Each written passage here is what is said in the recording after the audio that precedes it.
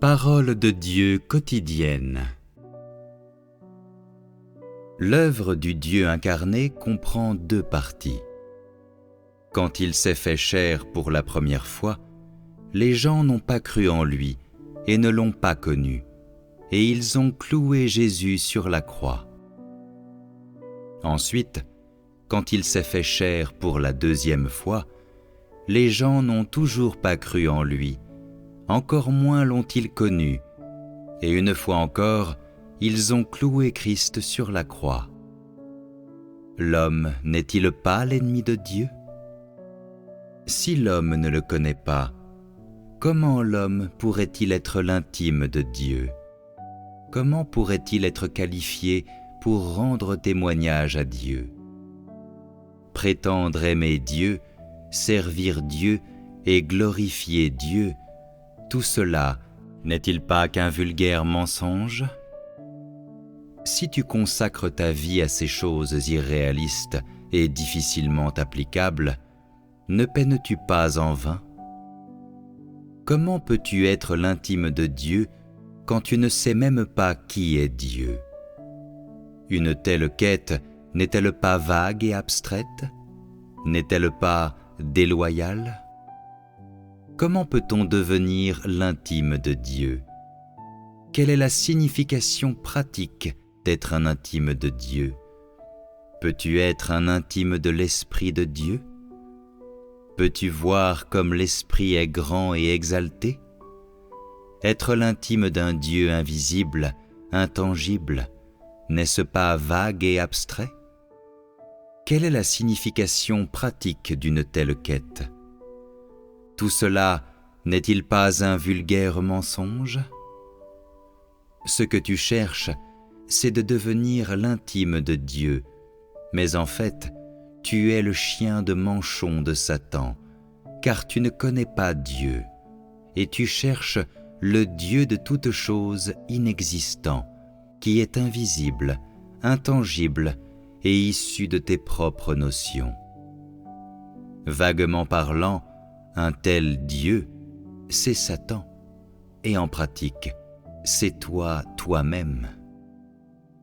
Tu cherches à être ton propre intime.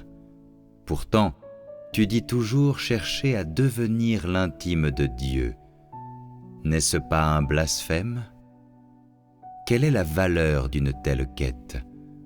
Si l'Esprit de Dieu ne devient pas chair, alors l'essence de Dieu est simplement un esprit de vie invisible, intangible, informe et amorphe, de type immatériel, inaccessible et incompréhensible à l'homme.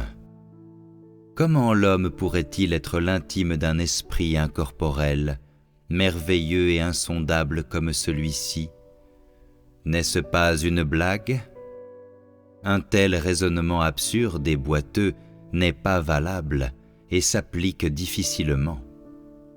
Si l'homme créé est d'une nature fondamentalement différente de l'Esprit de Dieu, alors comment les deux pourraient-ils être intimes?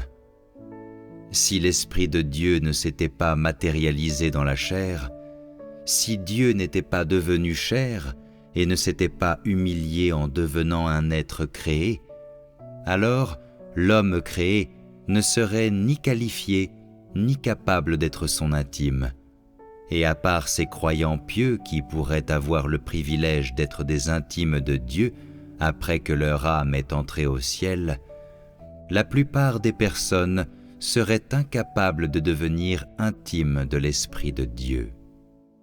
Et si les hommes veulent devenir les intimes de Dieu dans le ciel, sous la direction du Dieu incarné, ne sont-ils pas des non-humains étonnamment stupides? Les hommes sont simplement en quête de la fidélité envers un Dieu invisible et n'accordent pas la moindre attention au Dieu qui peut être vu, car il est si facile de chercher un Dieu invisible. Les hommes pourraient faire cela de quelque manière qu'ils veulent, mais la recherche du Dieu visible n'est pas aussi facile. L'homme qui cherche un Dieu vague est absolument incapable d'être avec Dieu, car les choses qui sont vagues et abstraites sont toutes imaginées par l'homme et ne peuvent pas être acquises par l'homme. Si le Dieu qui est venu parmi vous était un Dieu sublime et exalté qui vous était inaccessible, alors comment pourriez-vous saisir sa volonté? Et comment pourriez-vous le connaître et le comprendre? S'il a fait seulement son œuvre et n'a eu aucun contact normal avec l'homme, ou n'avait pas d'humanité normale et était inaccessible aux simples mortels, alors, même s'il a accompli beaucoup d'œuvres pour vous, et que vous n'avez eu aucun contact avec lui et étiez incapable de le voir, comment pourriez-vous le connaître? Sans cette chair dotée d'une humanité normale, l'homme n'aurait aucun moyen de connaître Dieu. C'est seulement grâce à l'incarnation de Dieu que l'homme est qualifié pour être l'intime de Dieu dans la chair. Les hommes deviennent les intimes de Dieu parce qu'ils entrent en contact avec lui, parce qu'ils vivent avec lui et restent en sa compagnie, et ainsi progressivement arrivent à le connaître. Si ça n'avait pas été le cas, la recherche de l'homme ne serait-elle pas en vain? Autrement dit, ce n'est pas tout à fait grâce à l'œuvre de Dieu que l'homme est capable d'être l'intime de Dieu, mais grâce à la réalité et à la normalité du Dieu incarné. C'est seulement parce que Dieu se fait chair que les hommes ont la chance d'accomplir leur devoir et la chance d'adorer le vrai Dieu. N'est-ce pas là la vérité la plus réelle et la plus concrète? Maintenant, veux-tu toujours être l'intime de Dieu qui est dans le ciel? C'est seulement lorsque Dieu s'humilie jusqu'à un certain niveau, ce qui veut dire seulement lorsque Dieu se fait chair, que l'homme peut être son intime et son confident. Dieu procède de l'esprit. Comment les hommes sont-ils qualifiés pour être les intimes de cet esprit qui est si exalté et insondable?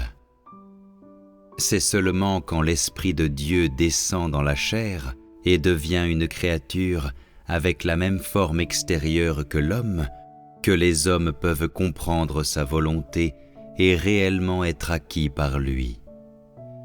Il parle et travaille dans la chair, partage les joies, les peines et les tribulations de l'humanité, vit dans le même monde que l'humanité, protège l'humanité et la guide, et à travers cela, il purifie les hommes et leur permet de recevoir son salut et sa bénédiction.